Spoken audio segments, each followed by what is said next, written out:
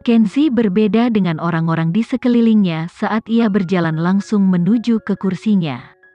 Tidak sampai dia melewati Alexa, dan dia memperlambat langkahnya dan menggosok punggung tangannya terhadap tangan Alexa. Alexa mengizinkannya tanpa suara meski dia tetap menghindari kontak mata. Tidak diragukan lagi, hatinya mulai berdegup kencang. Tapi kemudian Alexa tertawa karena betapa konyolnya dia di dalam hatinya. Ini jelas-jelas suaminya. Semua yang Kenzi lakukan hanya membuat sedikit kontak fisik dengannya.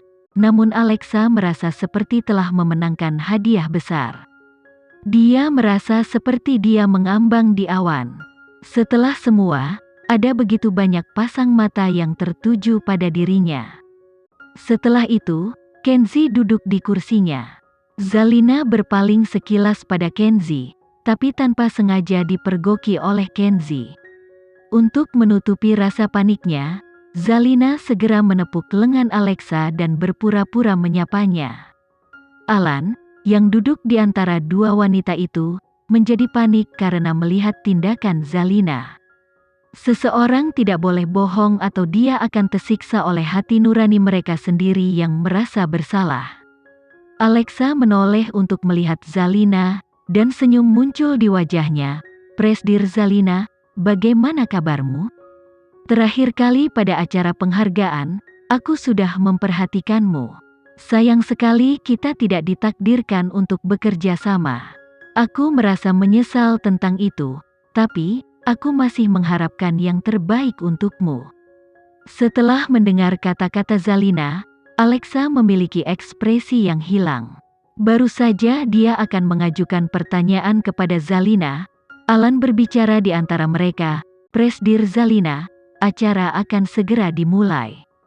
Alexa mengangkat kepalanya untuk melihat pada pria yang sedang berbicara. Entah kenapa Alexa merasa seperti pria ini berusaha untuk menyembunyikan sesuatu. Beberapa saat kemudian, dia teringat akan email peringatan anonim yang dia terima dari seseorang dari Dirgantara Entertainment. Caranya berbicara sangat mirip, tapi tampaknya, pada saat ini, dia berusaha sangat keras untuk menyembunyikan sesuatu. Apa dia ini musuh atau teman? Itu belum bisa ditentukan. Alexa memutuskan untuk tidak menjelaskan pada Zalina. Sebaliknya, senyum lembut muncul di wajahnya saat ia berpaling untuk melihat panggung. Pembawa acara sudah memulai acara. Alan menghela napas lega. Jika Alexa terungkap di tempat bahwa dia tidak pernah menerima tawaran dari Dirgantara Entertainment, akan sangat sulit baginya untuk menjelaskan dirinya sendiri.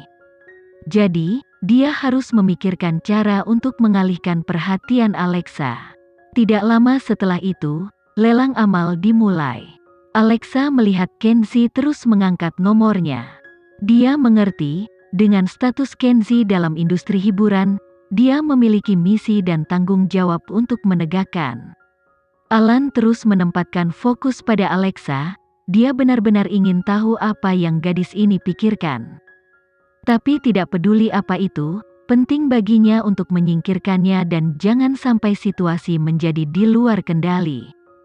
Jadi, dia berpura-pura tangannya terpeleset dan menumpahkan segelas air di seluruh gaun putih Alexa.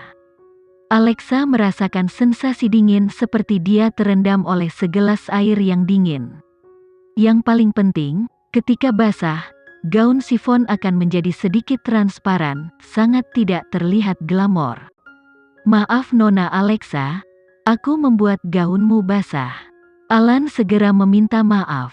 Alexa tahu Alan melakukan ini dengan sengaja, tapi seperti biasa, dia tetap tenang dan menggelengkan kepala, "Tidak masalah." Masalahnya, ini bulan Oktober dan bukan hanya Alexa tidak memakai pakaian tebal, tapi pakaiannya basah kuyup. Jadi dia tak bisa menahan diri untuk menggigil dan tanpa sadar menggosok lengannya. Pada saat ini, pianis di sebelah kirinya dengan lembut mendorongnya ke depan dan menyampirkan jas hitam di bahu Alexa. Setelah melihat ini, Alexa langsung melirik ke Kenzi. Alexa menyadari bahwa Kenzi hanya mengenakan kemeja putih, dan jasnya saat ini sudah ada di tangan pianis itu. Dia tidak menyerahkannya sendiri untuk menghindari kecurigaan. Tapi, Alexa terasa sangat hangat setelah menerima jas ini. Tatapan iri dengan cepat mengelilingi Alexa. Itu jas Kenzi Sanjaya. Begitu banyak orang hanya ingin menyentuhnya, tapi mereka tidak punya kesempatan. Namun, pada saat ini, dia ada dalam pelukan Alexa. Memang, hanya istrinya yang tahu bagaimana cara menjaganya dengan penuh cinta. Alexa membungkus dirinya erat dalam jas yang kebesaran sampai di atas kakinya. Dia dengan cepat mengirimkan pesan kepada Natalie yang menunggu di luar, dan memintanya untuk membeli gaun untuknya berganti. Alan melihat Alexa menutupi dirinya dalam jas Kenzi. Dia merasa bahwa kali ini dia sudah melangkah terlalu jauh. Pada saat kejadian, dia sebenarnya ingin memberikan jasnya, tapi pada saat yang sama, dia benar-benar ingin memaksanya untuk pergi. Untungnya, Alexa tidak berbicara dengan Zalina sama sekali. Alan menghela napas lega. Tapi, dia juga sedikit kecewa. Alexa bukan tipe orang yang menyia-nyiakan kesempatan seperti itu. Tidak lama setelah itu, acara amal mendekati akhir. Sementara Zalina pergi ke kamar mandi, Alexa akhirnya mendapat kesempatan untuk berbicara dengan Alan saat dia berbalik menghadapinya. Apa kau kira dengan menghentikanku kali ini, kau akan bisa menghentikanku seumur hidup? Alan tertegun sejenak, dia tidak mengharapkan Alexa begitu terus terang. Aku merasa kau berbeda dengan Chelsea.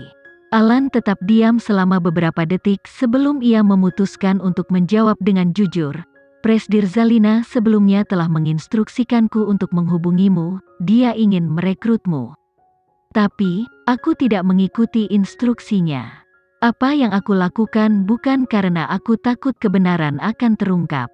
Tapi karena aku tidak ingin dipermalukan dalam acara seperti ini.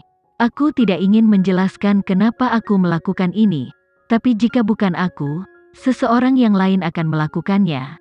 Kau telah menghalangi jalan banyak orang. Jadi, kau juga menolak portofolioku? Alexa merasa marah dalam hatinya, tapi ekspresinya tetap tenang. Aku tidak berada di perahu yang sama dengan Chelsea, tapi aku tahu tentang masalah ini.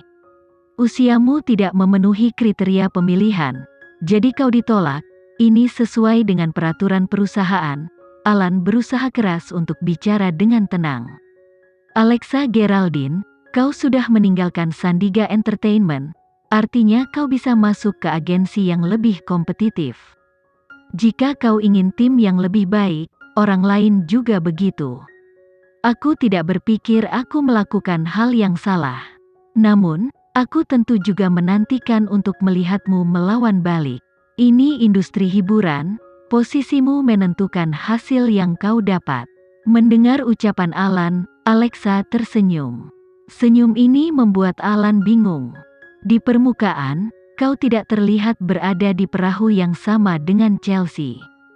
Tapi pada kenyataannya, bukankah kau mengorbankan kesempatanku bergabung dengan Dirgantara Entertainment untuk keuntunganmu sendiri? Tentu saja kau tidak perlu minta maaf, tapi kupikir kau tidak seharusnya berbicara tentang insiden ini dengan begitu bangga.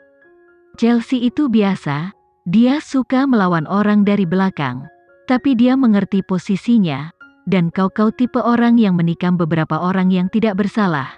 Tapi kau beralasan bahwa kau telah membiarkan mereka pergi ke surga dengan lebih cepat dan mereka harus berterima kasih padamu.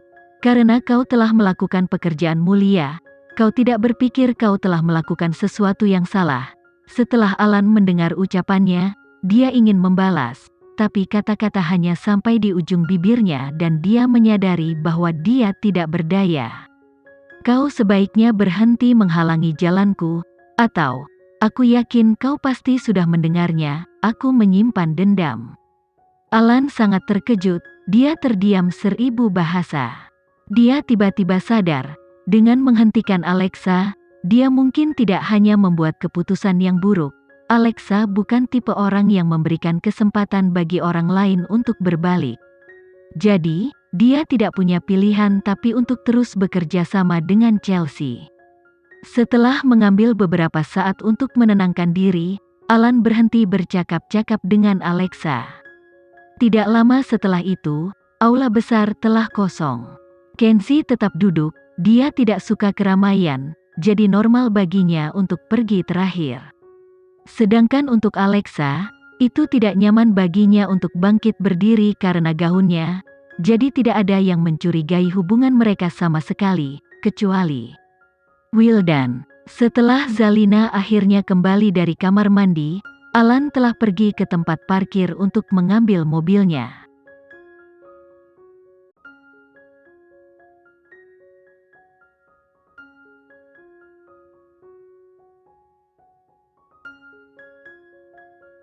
Sekian dulu ya video kali ini, kita lanjutkan lagi videonya di lain waktu.